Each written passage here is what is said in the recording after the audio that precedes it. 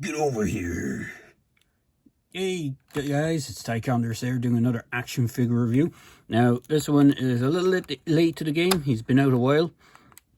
This is the Mortal Kombat, McFarlane, sorry. Mortal Kombat Scorpion. I've always been a big fan of the games. I haven't collected or haven't played every single version or iterations of the games, but I've always liked the designs for mostly the ninja characters and the cyborgs like Cyrax and Smoke and all those.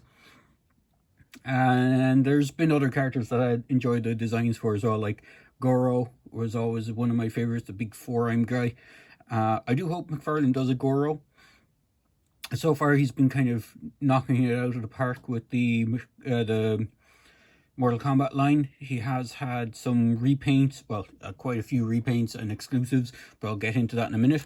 Now, before we proceed, I just need to say that these reviews are intended for collectors over the age of 13 years. In fact, as you can see on the boxes, these are for 14 plus and not a toy, according to the box. So I have both. I've done a review for Sub-Zero already. At least I think I did. But I have Sub-Zero's box and Scorpion's box, so you can see them side to side. So they're pretty much identical. The only difference is the image of the character down in the bottom left-hand corners. Images of the characters on the side profile. Obviously, images of the characters on the back of the boxes. You have the Mortal Kombat logo on the top of the boxes. Again, image of the characters. Now, the images of the characters that they use on these are the actual figures, not the animations from the game. And then you have all the legalese stuff at the bottom. So, I picked this one up at Big Bad Toy Store quite a while back. I'm not sure if he's still in stock. He may still be in stock. I know some of them are sold out. I had this guy in my pile of loot for ages, and I left it as long as I could before shipping him. So, there is that. Accessory wise, he is packed a little bit more accessories than his ninja counterpart of Sub-Zero. So he does come with the standard Mortal Kombat stand. He also comes with his chain that you would see him drag people over with, which does wrap around his wrist, and you can just pull it out by just unraveling it through his hand. Bear with me. Wow.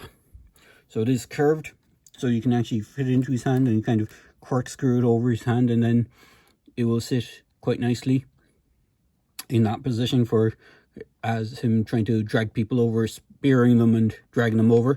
And gets it kind of a spear chain is probably what they call it. And then the other, well, he has 4 more accessories, technically 2. He has 2 swords. So he has a long sword and a smaller sword. And then there's sheaths that they are sitting in are actually separate pieces. Now, what I did have to do is dip them into pre-boiled water or just boiled water for him to plug these in. They were a bit really hard. They're fairly solid plastic. They're not as rubbery as the skirt piece or anything like that. So they are very solid plastic. He does hold his swords quite nicely. I do kind of prefer to do the underhand or off, the guard style with the offhand. So it is pretty cool. There is a few things I'm not particularly fond of on this figure, and I will get into that as I go along. One thing I want to mention, which is interesting, and I'm not sure, as I haven't played Mortal Kombat 11, which is what these guys are based off. If you look at the back of the box, if I just turn it this way, you can see a bit better. It actually shows them with 2 of those accessories of the chains, but he only comes with 1, so it is interesting. I'm not sure if that was just dropped last minute or if it's more accurate to the game that he only has the 1. But it does say he has 22 moving parts. And I think that was the same on Scorpion's box, or sorry, Sub-Zero's box. If I bring in Sub-Zero's, it also says 22 moving parts.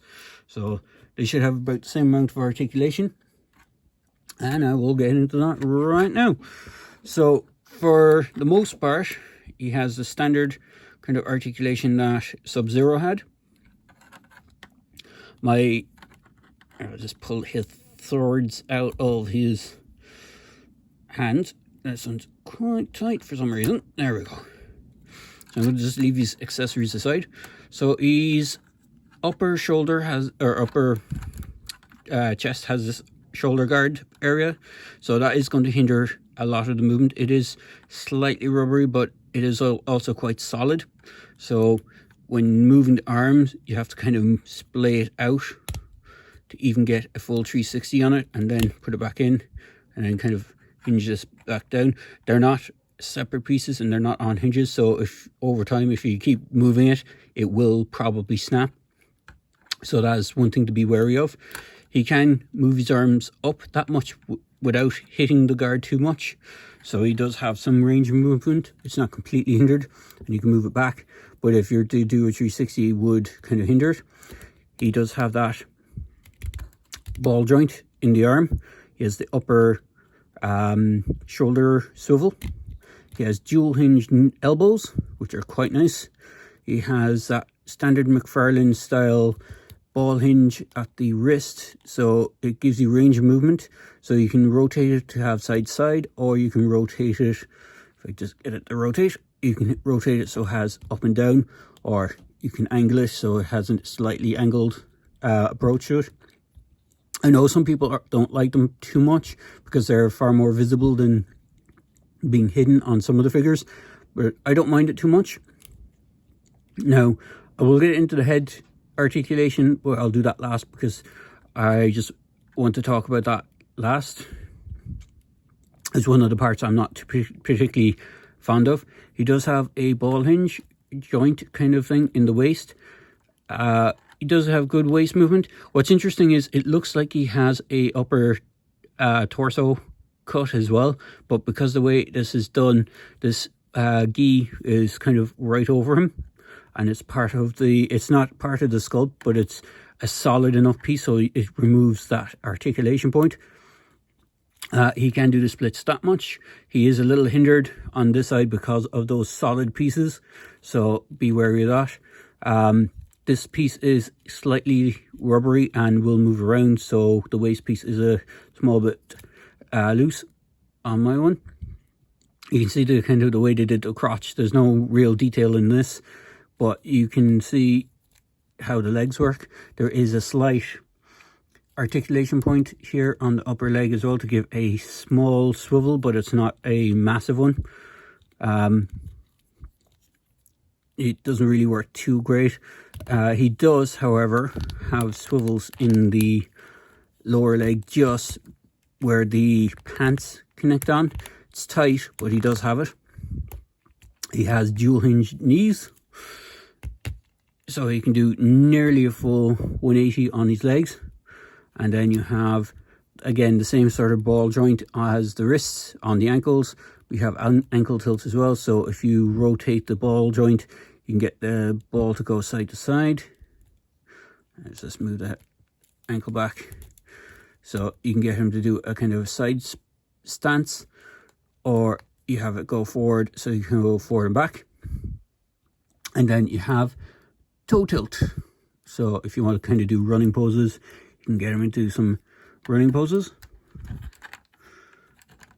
So you can do that. He does have peg holes because he does have that base. The base is pretty plain. In fact, do I have... Bear with me a moment, I just need to move something. It is pretty much a standard base with McFarlane. This is the 40k one. You can see they're pretty much identical.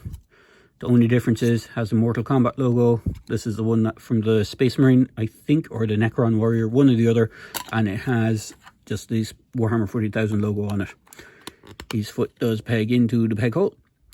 Unlike the Space Marine one, or the Space Marine, he actually fits nicer on the base. If I just bring him up, the Space Marine, it was like pretty much like that on the base because of how wide he's, how chunky his feet are.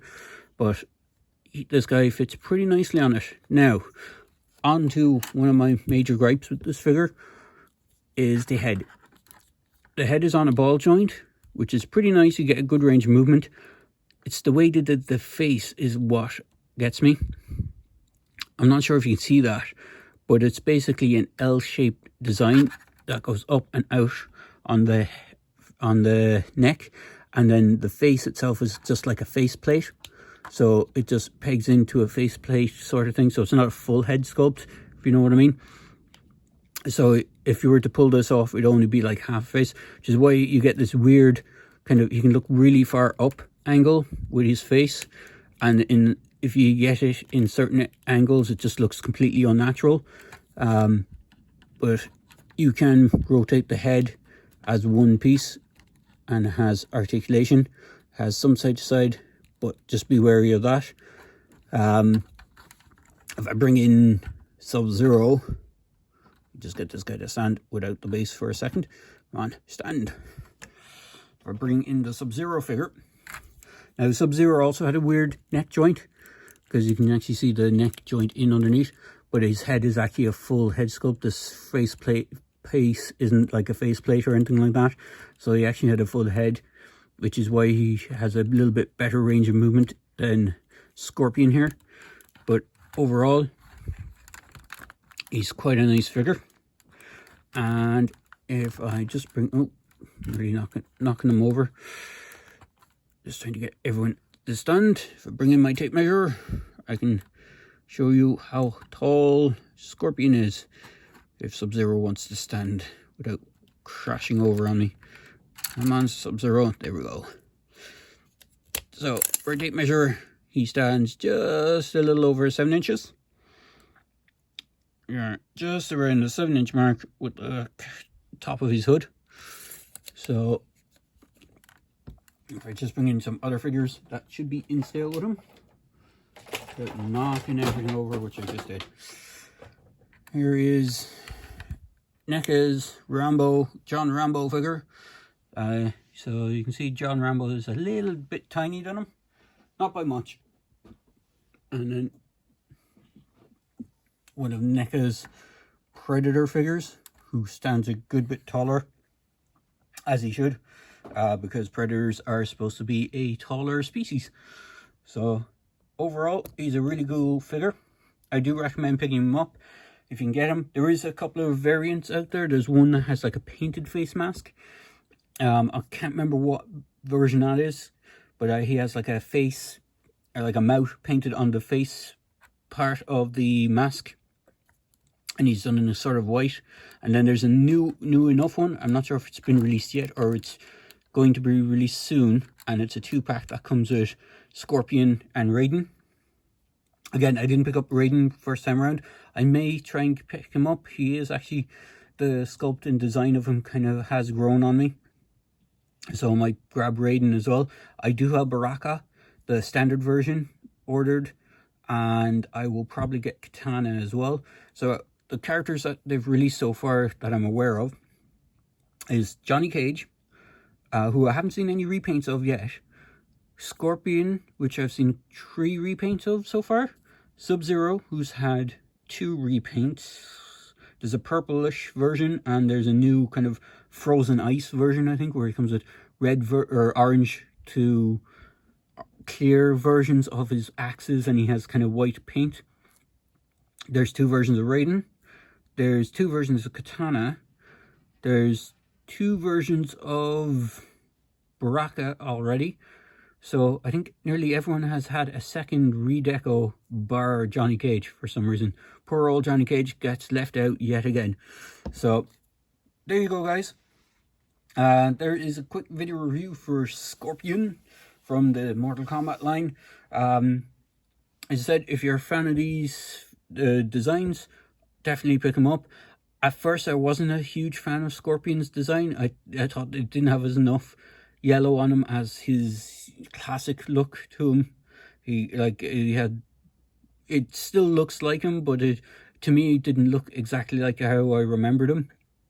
Whereas with at least Sub-Zero, his predominant color was blue, and they made that more stand out on the figure.